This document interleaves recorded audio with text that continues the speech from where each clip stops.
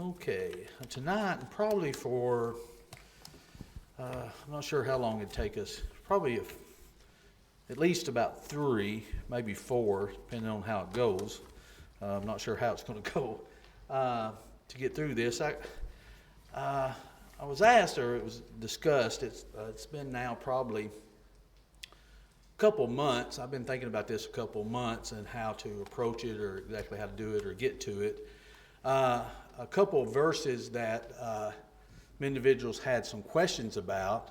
One of them in particular I have dealt with before in talking to some people, even in marriage counseling and things of this nature. And I've seen this kind of firsthand, and I know there are some Christian counselors that I believe are teaching error when it comes to this one particular verse. But I'll read the verses here, and we'll talk about how we're going to discuss it. And so what I decided to do, we're going to kind of get into about 3 or 4 nights on marriage, but on these particular things when it comes to marriage, and we'll get to that. But in 1 Corinthians 7, beginning at verse 15, it says, "But if the unbeliever departs, let him depart. A brother or sister is not under bondage in such cases. But God has called us to peace." This is one of the verses that someone wanted me to deal with, but I wanted to read the whole context. It says, "For how do you know, O wife, whether you will save your husband, or how do you know, O husband, whether you will save your wife? But as God has distributed to each one, as the Lord has called each one, so let him walk. And so I ordain in all the churches. Was anyone called while circumcised? Let him not become uncircumcised. Was anyone called while let him who is circumcised, let him be not circumcised. Circumcision is nothing, and uncircumcision is nothing, but keeping the commandments of God is what matters. Let each one remain in the same calling in which he is called." This is the verse in particular that we're going to be discussing. But it says, "Were you called while a slave? Do not be concerned about it. But if you can be made free, rather use it. For he who is called in the Lord while a slave is the Lord's freedman. Likewise, he is called while free is Christ's slave.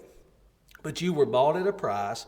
Do not become slaves of men. Brethren, let each one remain with God in that state in which he was called."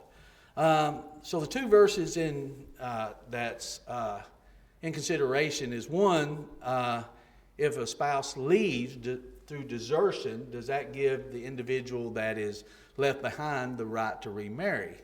And the other one is remain in the calling in which you were called. In other words, if you're in an adulterous marriage and you get baptized, you and your spouse or one of you, whatever, can you remain in that marriage? Does that cleanse of all sins and the sin of adultery where you remain in that adulterous marriage? And that's one that I know that some Christian counselors are saying, yes, you can. And we're going to discuss that. But in order to do this, I thought about this a lot, just dealing directly with these verses, but you can't really do that. You really have to go to the whole context in which Paul is discussing. So we're going to go back to chapter 6 just a little bit to see what Paul was dealing with, and being able to assume the questions he was getting asked by the answers that he was getting. Because that's one problem that you have with Corinthians here. We're getting one side of the situation. We're getting Paul dealing with the questions in which he was asked, and I believe we can ascertain what they were asking him based on the answers that he was given. And I tell you, these are a couple difficult passages. Anytime you get into 1 Corinthians, I guess anytime that I've ever taught out of 1 Corinthians 7, I end up leaving one congregation, so I guess need to tell Tanya to start packing, I guess maybe. One, I had a gentleman come over to the house and knocked on the door and ended up choking me for just a little while. We got that worked out though. It was strange. He was upset, that's for sure. And all I did was read scripture. That's all that you can do. But anytime, and I kind of make jokes about it a little bit, but it is a serious situation. Anytime you deal with this subject, there are so many emotions that are involved because so many families deal with things like this in some form or fashion, and there's just a lot of emotions that's involved. But one thing we have to do is take that out of it and just realize, what does the Bible say? And that's all that you can do, is take what the Bible says. But what I want to do, I want us to back up, because before the Apostle Paul enters into this discussion about the questions about marriage, he deals with sexual immorality. And the reason I think that he deals with sexual immorality is because how a person views sexual immorality and how a person views things like this when it comes to premarital sex, when it comes to adultery, when it comes to homosexuality, when it comes to all of these things, and we can go through a list, how a person views that and where their stance is on these types of things, that really affects a person's thinking when they go into a marriage.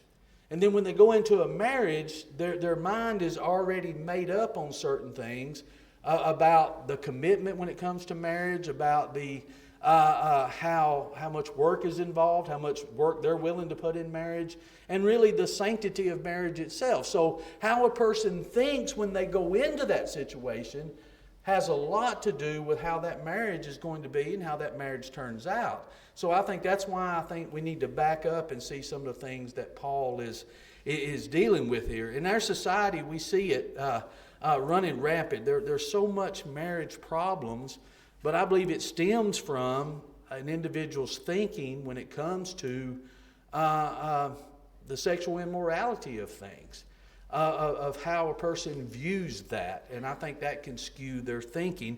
And I think that's what Paul is doing here, and I think that's why he starts where he does and the things that he does. But if you look in 1 Corinthians 6, we're going to start with verse 9 here. He says, "Do you not know that the unrighteous will not inherit the kingdom of God? Do not be deceived, neither fornicators, nor idolaters, nor adulterers, nor homosexuals, nor sodomites, nor thieves, nor covetous, nor drunkards, nor rivals, nor extortioners will inherit the kingdom of God. And such were some of you, but you were washed, but you were sanctified, but you were justified in the name of the Lord Jesus and by the Spirit of our God." So before we go, we're going to stop there for a minute, Brian. Before we get into some other things, notice what he's saying here. He says, why would you want to go back and live like this when you have done something? You've been sanctified, you've been justified, you've been set apart. So what he's saying is, what their mind frame is when it comes to fornication, when it comes to idolaters, when it comes to adulterers, when it comes to homosexuality, when it comes to these things, what if they're already wanting to turn back to that, then their mind frame is that way of life is okay. And he's going to go in and discuss some of the things in which they're thinking, because what they're really doing is, and we're going to see this, is they're separating the flesh from the spirit. And there's some individuals that do that. A lot of the once saved, always saved, when it comes to that doctrine, they say it doesn't matter what you do in the flesh, it doesn't affect the spirit. So you can basically do whatever you want to in the flesh, and that doesn't touch the spirit. The spirit is already designed to go to God. So everything's all right spiritually. And that's, in some form of that, I believe that's what the Corinthians are thinking here. It's just fleshly things. And these fleshly things don't really matter. You can do whatever you want to. And Paul's going to start dealing with these types of things. And he begins at verse 12 in doing this. And he's using an argument. He's kind of answering an argument that they're giving him here. He says, "All things are lawful for me, but not all things are helpful. All things are lawful for me, but I will not be brought under the power of any. Food for the stomach and stomach for the food, but God will destroy both it and them. Now the body is not for sexual immorality, but for the Lord, and the Lord for the body. And God both raised up the Lord and will also raise us up by His power." Now what is Paul talking about here? He begins by quoting, I believe, what the Corinthians were saying to justify their immoral behavior. And here's kind of what they're doing. They're like, well, all things are lawful for me. I can do whatever I want to. It's my body. Just like they say, well, food is food for the stomach and stomach for the food. It's just a fleshly thing. You know, you're hungry. You have this desire for hunger. You're going to eat. It's a fleshly desire. Sexual immorality, they're saying, is the same thing. I've got this desire. I'm going to fulfill this desire. It's my body. I can do with whatever I want. Does that kind of thinking sound familiar today? When it comes to abortion, when it comes to it's my body, I can do whatever I want to with my body. You can't tell me what to do with my body. And that's what their thinking was. All things are lawful. They're kind of thinking about their freedom. I have the ability to do this. And Paul's argument is, just because you have the ability or the desire to do this, doesn't mean you have the right to do this. Doesn't mean it's helpful. He's not defending and saying sexual immorality is okay to do. What he's defending is, just because even if you could make the argument that it was okay, it's not helpful and it's not okay. It's like a young kid saying, well, I've got the ability to go play out in the street. Well, just because you have the ability to go play out in the street doesn't mean that's a helpful thing to do. Doesn't mean that's a good thing to do, right? So Paul is saying, just for argument's sake, if you're saying you've got the freedom to do it, just because you've got the freedom to do it doesn't mean it would be the right thing to do. Now, again, he's not making the argument that it's okay to do it. We're going to go on and see that. But what he's saying is, their line of thinking is skewed. You can't just say, just because I can do it, I ought to be able to do it. It goes back to that. It's my body. I got the desire for food. I'm going to eat. You can't tell me not to eat. I've got the ability to eat. I'll eat what I want to. It's just a fleshly thing. It's just a desire. It's just a natural thing that's in us. Well, that's what they're thinking about when it comes to sexual immorality. It's just a desire that's in me, so I can do whatever I want. But notice he goes on here as he says, well, let's back up. I meant on in that verse. I'm sorry, Brian. He says, food for the stomach and stomach for the food, but God will destroy both in them. Now, the body is not for sexual immorality, but it's for the Lord. But notice up here when he says, all things are lawful for me, but I will not be brought under the power of any. One of his arguments that he's making is not only, okay, you may have the freedom to do it and the desire to do it, and the desire may be strong to do it there, but you have to overcome that desire. You can't give in to your desires like that. You can't be overcome with it. You can't be, he says, you can't be brought under the power of it. Because again, their argument is, it's a desire. I can't control my desire, so I'll do what I want to give in to that desire. Paul said we can't be brought under the power of anything. And in this case, he's talking about sexual immorality. And he's going to go in and explain this. And let me just say this on the onset. He's not saying sexual desire is evil. He's not saying that at all. What he's saying is there's a place for that sexual desire. You don't just gratify it anywhere that you want to, any way that you want to. God does put that desire in us. We have that desire. It is a natural desire. It's actually a good desire, and it's designed for a purpose. But he says you can't give in to it to use it any way that you want to do. And what was going on here, and you can go back and look at history and see, they were actually going, and Paul's going to deal with this, they were going with the temple prostitutes, just like the pagan religion was. They were going back and forth with that, and that wasn't going to be any big deal. They could still be a Christian. They could still participate in those traditions and those things that they did. And Paul said, you can't do that. You're different. You've been set apart. You've been sanctified. You've been justified.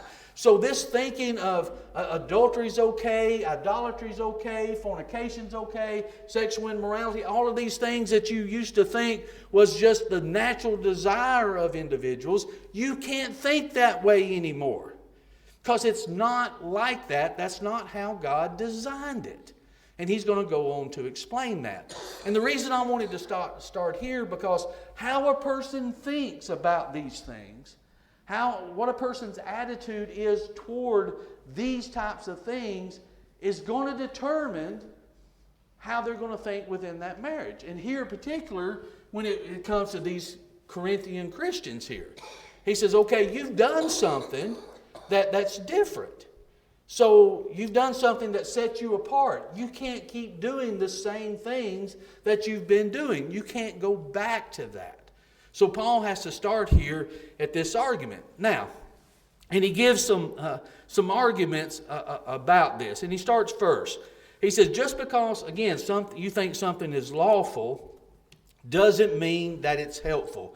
It can destroy you if you give in to these desires in any way that you want to. Just like I said, a kid may say, well, I've got the ability and I've got the desire to go out and play in the street.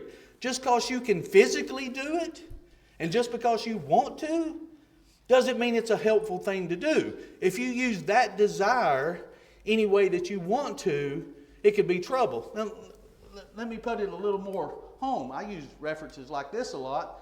Say somebody cuts me off in traffic. I've got the desire to run them off the road.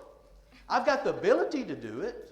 I've even said in my mind before, probably out loud in the truck, I might even say it with Mike with me sometimes, my truck's bigger than that one. I can run them off the road.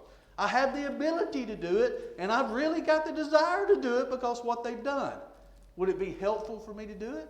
Would it be right for me to do it? Would God want me to do that? You see, that's what we're talking about. Just because I have this desire to do this in this particular way doesn't mean that that's a helpful thing to do. And secondly, he talks about that he's not going to be dominated by anything. He says, I'm not going to be brought under the power of anything, as we said. Now, notice also, he makes in his third point here in verse 13, he says that the body is not meant for sexual immorality, but meant for the Lord. What's he saying here? Well, they were saying that, well, the stomach's for food for stomach. You eat, it's just for your stomach. It's just a fleshly thing. But Paul says that that this sexual immorality that you're doing, it's not just a fleshly thing. It goes more than that. It's something more than you think that it is. It's not just a sexual thing. There's more that's involved. So what they're basically saying, and I'm not going to try to get graphic, what they're saying, it's just sex. It doesn't matter. But what Paul is going to say here and prove, it's more than that. It's not just that. There's a joining that's there. It's not just sex. That's why it's so important that we're teaching our kids about premarital sex and the dangers that's there. It's why we teach them that marriage is a commitment, and it's something that's between a husband and wife, that's a sacred thing, and that there shouldn't be any infidelity, because someone will say, well, it's just sex. I just went out and had sexual relations with someone. No, it's much more than that. It's not just about that. And that's what Paul is saying here, because that's what they are saying. It's just a fleshly thing.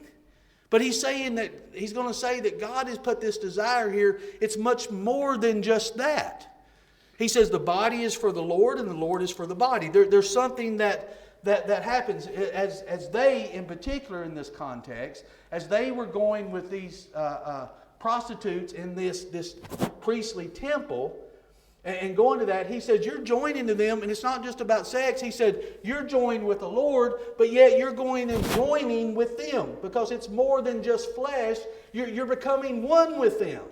And you can't do that and be with the Lord at the same time.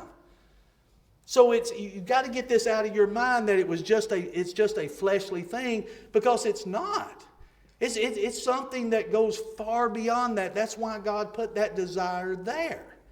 And we need to be teaching this to our young people.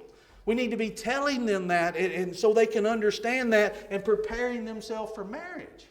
And so they can have the right attitude as they go into their marriage and see what kind of commitment it is as God intended for it to be, all the way back from Genesis 2:24, leaving father and mother and doing what? Being joined together. There's something to that. It's not just a physical thing. It's not just an act in which you do. There's more to it than that. And if you take it out of the context, that's what makes it so much more damaging. And that's something that our society just doesn't realize. And again, that's what Paul is dealing with here. And that's why I wanted to start here, because the Corinthians thinking has to do with how Paul is going to answer their questions when it comes to marriage, about marriage to a believer, to an unbeliever, or if one deserts, or anything about marriage. He says you can't understand that unless you understand the purpose that God has behind it. So, any questions thus far? I'm going to try to keep talking so I don't get too many questions on this and we don't get too far where I don't want to go. But I think it's just very important. And this makes me uncomfortable. I'm as uncomfortable as you are up here talking about this. So, but go ahead. We'll talk about tomorrow at lunch. Yeah. Mm-hmm. I think he's talking about, no, I don't. I think he's talking about the freedom that you have in Christ on certain things. Is what I think. That he's talking about, that they're saying, okay, we're Christians now, that's a spiritual thing.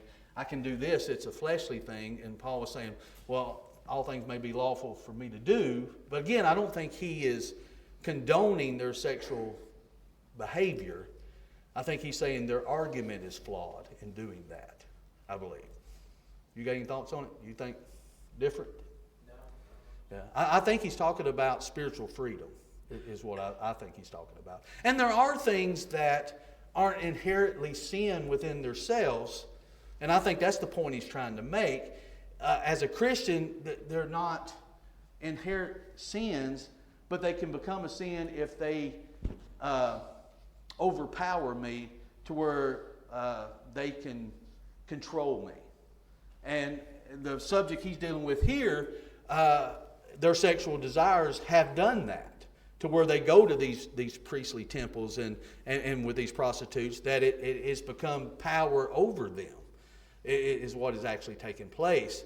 But Paul is saying, okay, say your line of reasoning is right, that it is just fleshly and you can do it.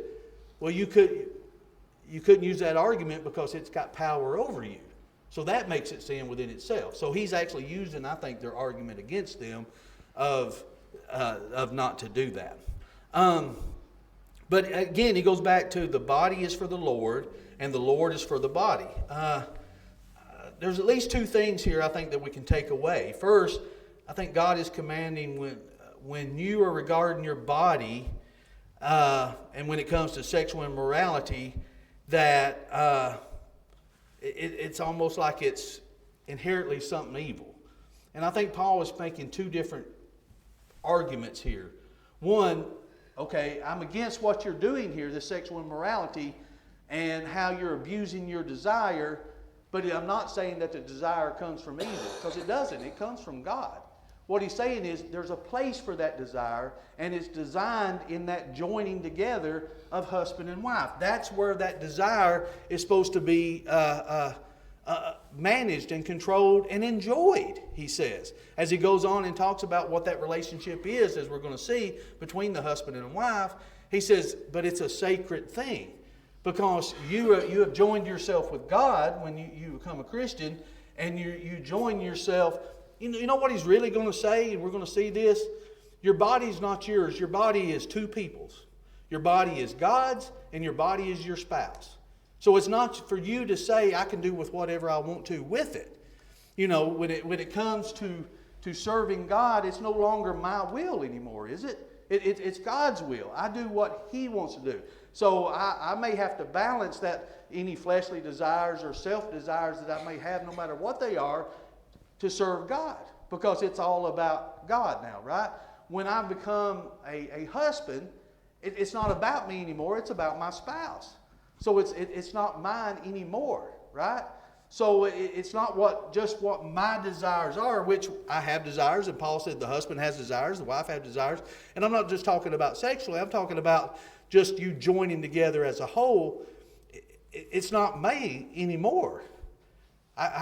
It's not about me. It's not about what I want. It's about giving what I'm supposed to as a husband and all my husbandly duties, and giving what I am as a Christian. Does that make sense? And we have to realize that. And that's what Paul is telling them. Paul is saying, you're saying it's just your body. You do whatever you want to do with it.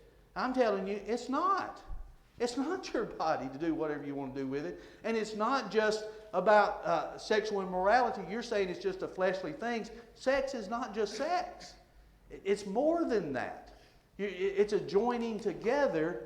And he says, that's what you're doing. Are you going to join with God? Or are you going to join with this?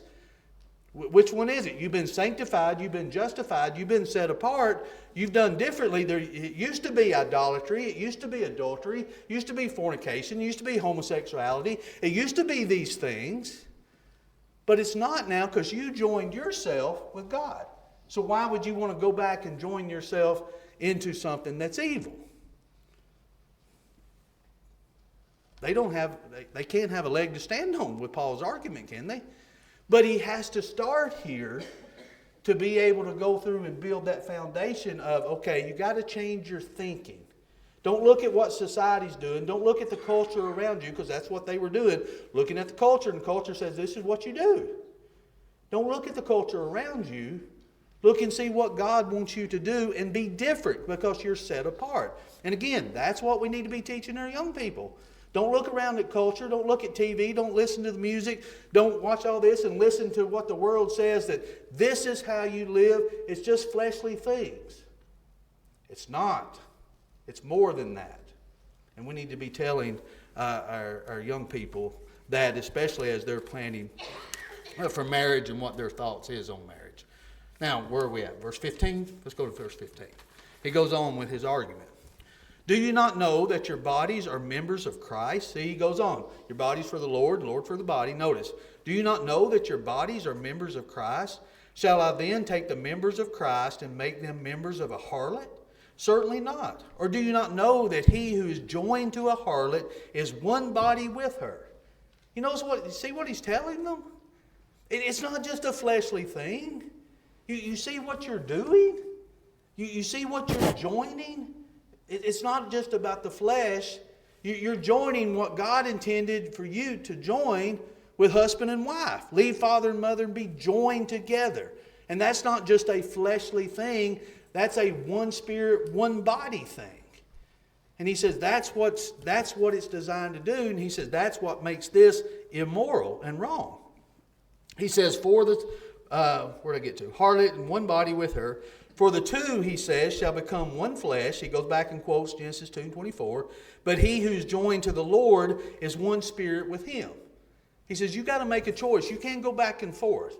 You can't be part of the world and do these worldly things and be part of God.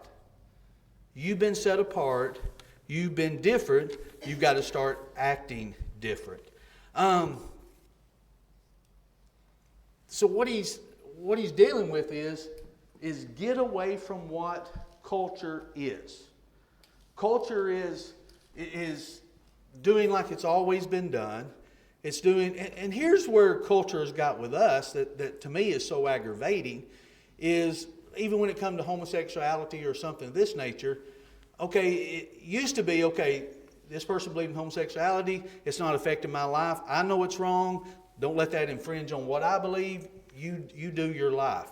You can't do that anymore in our society. Now it's you got to believe it's right or you are wrong. It's not just about tolerating something. It's about you have to accept it. And the same thing goes when it comes to sexual immorality and these things. It's just a way of life. It's just how it goes back to evolution. It goes back to desire. It goes back to might is right. All of these things are woven in this. And what Paul is doing, he's saying you've got to separate that. For you to have the right view of marriage, you've got to look and see what God intended marriage to be. And that's what he's going to go on and talk about. Let's go a little bit farther, Brian. I didn't know if I'd get this far or not. Notice verse 18. He says, flee sexual immorality.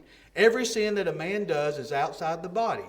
But he who commits sexual immorality sins against his own body. See, he goes and he's discussing how different this is. He's talking about, there's sins and then there's sins here. And he says this sin, especially when it comes into marriage, because it's not just about, I had a fling, or it's not just about, I made a mistake. It's about you joined yourself here and made the choice that you're gonna break this covenant that's here. That's why it's so grievous, and that's why it's so hard, though not impossible, it's so hard to overcome that. Because that's a pretty strong violation there of that covenant that God has instructed and that God has condoned. And so Paul is dealing with that. But notice how he says, you flee sexual immorality that a man does is outside the body, but he who commits sexual immorality sins against his own body. Now, here's where it comes to. He says, flee it. How do you keep, now he's getting into when it comes to marriage or even this sexual desire, how do you overcome that? What does he say here in the very beginning of 18? How do you overcome it? Flee. Yeah, you don't flirt with it. You don't see how close you can get to it. You flee from it. And flee from it means run. You be like Joseph. You leave your coat and you just run. Don't put yourself in that situation. I looked up when it comes to infidelity in marriage. I just wanted what the top 5 causes were of how that began. You know what the top 3 was that says that you had to be cautious of? Work, social media, and church. That this one particular counselor, I guess they were a marriage counselor, said this is where they dealt with the most. And here's some of the things that they said when it come to this. When it come to work, it says that this is extremely dangerous and must be carefully watched. Don't allow yourself to flirt. Don't allow for compliments on looks that goes too far. I'm not sure what they meant by that. Do not sit with an opposite gender and have private discussions about your private life at home, because what that does is start giving that bond. There it says, all discussions must be about work and not about home or problems or whatever. By doing so, you're opening up the door to a relationship that will infringe upon your marriage. So what are this counselor, what are they basically saying? Don't put yourself in a situation, if you're married with the opposite sex, to where you get too personal. Do you think that would be a fair thing to say, not to do that? It's got to start somewhere, doesn't it? So shut the door before it does. Be careful with that they're saying.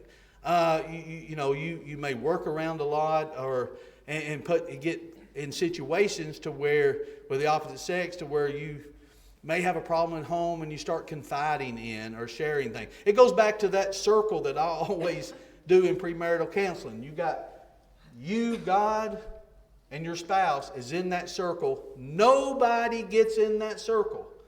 You don't share intimate details. You don't, share weaknesses with your spouse just because you're frustrated with them. Whatever the case may be, you stay in that circle and it won't ever become a problem. And that's for a lot of different reasons. One, temptation won't be there. Two, out of respect for your spouse. I mean, you want to be respected when your spouse is talking to other people, don't you? So don't let it ever become that. And I think that's, in so many words, what this individual is saying. Another one is online dangers. This comes when you talk about fleeing sexual immorality. Talks about online. And here it says they're not talking about pornography, which pornography is an issue. It says rather they're speaking about the problem with social media. They said that they have witnessed many affairs and divorces occur because people have reconnected with old flames and childhood crushes from their school days. What begins as innocent conversations develop into the breeding ground for an affair. So we need to put some boundaries when we're married. You're welcome to monitor the status of your friends and make comments. It says, but you must avoid any kind of drawn-out conversations, and it's dangerous of anything that can lead to an affair. So it's basically the same thing as work, just don't do that online either. Don't put yourself in that situation to where you're having discussions like that, or you're doing, and that's something, as I was growing up, social media wasn't a thing, but I guess that's what a lot of people have to deal with today, and it's a real problem. For individuals, there might be something going on at home again that you want to start confiding in, and then before you know it, one thing leads to another, and then there's infidelity. Then the other one is church. It says in church that you're supposed to be enjoined, and you are, as the family of Christ. And I'm just quoting some of this counselor of the things that they dealt with. It says the danger is that they can let their guard down and think that because they are Christians, they are safe from these temptations. Yet so many affairs have happened in church by not being careful with boundaries. Even among Christians, there's no reason for two people of the opposite gender who are married to ever really be alone with each other together at any given time. It says even though they are Christians, it's very dangerous. Sometimes there are extenuating circumstances where that may happen, but it's the same thing. Whether it's work, social media, church, again, don't put yourself in those situations. And really, I agree. I don't think there's anything on here I've seen that I don't agree with. When it comes to, and again, it's not about trust. I was reading some, and it was talking about that, spouses should have access to every aspect of each other's life. And I agree with that. And I don't think it's about trust. I think it's about respect. I think it comes to you respect your spouse enough to not put yourself in that situation. Because one, it may not be about trust, but you can't trust Satan, can you? Satan is going to be at every moment that he can to find an opportunity. And in doing that, I think Christians, as it says, you have to be vigilant, you have to be sober-minded and thinking and always alert that you don't put yourself in situations to where one thing can lead to one thing, can lead to another, and then before you know it, infidelity is there. And we've seen it. We've all seen it in some form or fashion. But that's what Paul is dealing with. That's why he starts here at first. He says, flee sexual immorality. Get away from it. Don't be a part of it. Don't let yourself be even close to that situation. And I think that's a good practice to live by. Is because you make a choice when you're married. You made that commitment. You made that choice. It's no longer you anymore. You're joined in one flesh. So you don't become, okay, we're married, but I'll live my life, you live your life, and all this. It doesn't work that way. You live one life together. And that's the way that God intended for it to be. And we're probably going to have to stop there before we get into any more. But any questions about what we've discussed so far? You brought up the venting to a coworker. I mean, there's a little bit better solution to that. Try not to put your spouse in a situation where they need to vent. Yeah. Oh, yeah. Yeah. Yeah, and this counsel went on to say it goes down to broken communication at home that leads to a spouse, one or the other, feel like that they got to talk to somebody else. But yeah, try to fix that. Try not to put them in a situation where they want to. And that's the thing, and that's why what your attitude before you go into marriage is. Realize that you're going to have struggles in marriage. You're going to have problems in marriage. There's going to be times where, it's hard to talk to your spouse because it's hard to look at them at that moment, right? You're in a disagreement and you're thinking, okay, I just need a little space for about 5 minutes here or something. And then what happens? Then they go vent to someone else, and before you know it, they're sharing intimate details. And before you know it, somebody else is listening to them when maybe their spouse. And then again, one thing leads to another. It's like anything else. If you don't ever open the door won't ever be open. So don't even crack it just a little bit. And that's the thing when it comes to homosexuality, when it comes to things like this. You open that door just a little bit, where does it stop? It don't stop with homosexuality, does it? It stops with any kind of sexual immorality. Because if one's going to be okay, why not all of them? Where's the moral standard for that? And that's, I think, what Paul is dealing with here. They were thinking in the flesh when Paul said, you got to think different than that. Don't think just the flesh. If you're just going to be guided by the flesh, then where does that end up? You either walk in the Spirit or you walk in the flesh. One leads to life everlasting, one leads to destruction. And Paul even talked about it here. Again, don't misunderstand, and we're going to get into this a little bit more. We just had to start from the negative points tonight. Paul is not saying that this desire is evil. It's just the placement of this desire, or the overcome of this desire in the wrong places of what they were doing that becomes evil. So, okay, we'll go a little bit farther than that next week.